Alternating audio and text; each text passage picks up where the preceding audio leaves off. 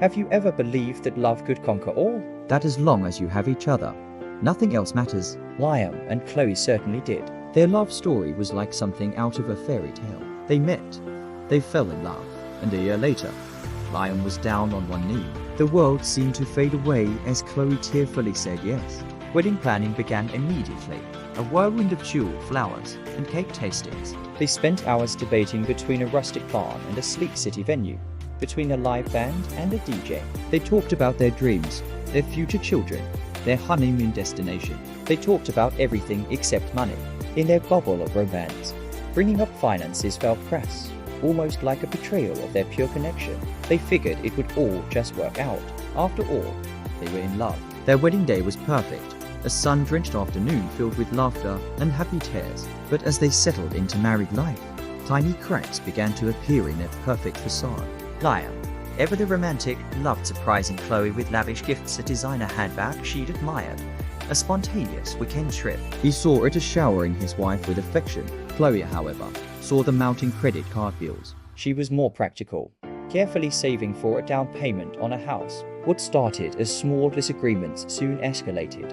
Liam, we can't afford this, Chloe would say, her voice tight with worry. Relax, Chloe. We only live once. Liam would reply, feeling like his romantic gestures were being criticized. The more he spent, the more she withdrew.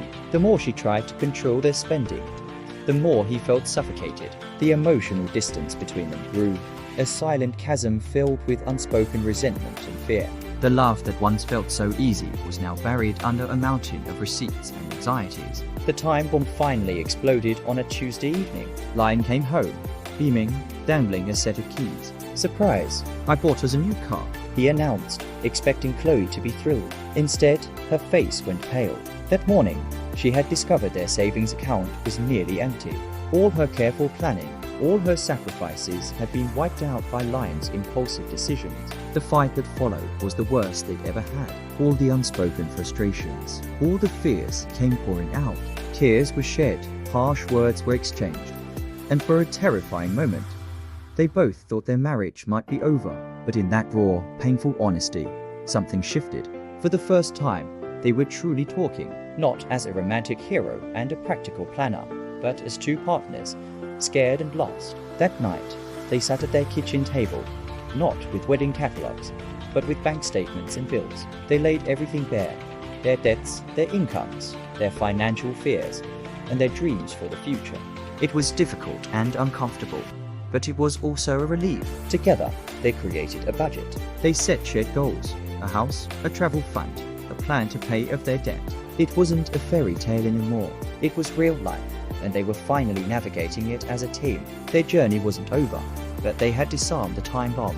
By learning to talk openly about money, they built a new foundation for their marriage, one based not just on love, but on trust, partnership, and shared goals. They learned that financial intimacy is just as crucial as emotional intimacy.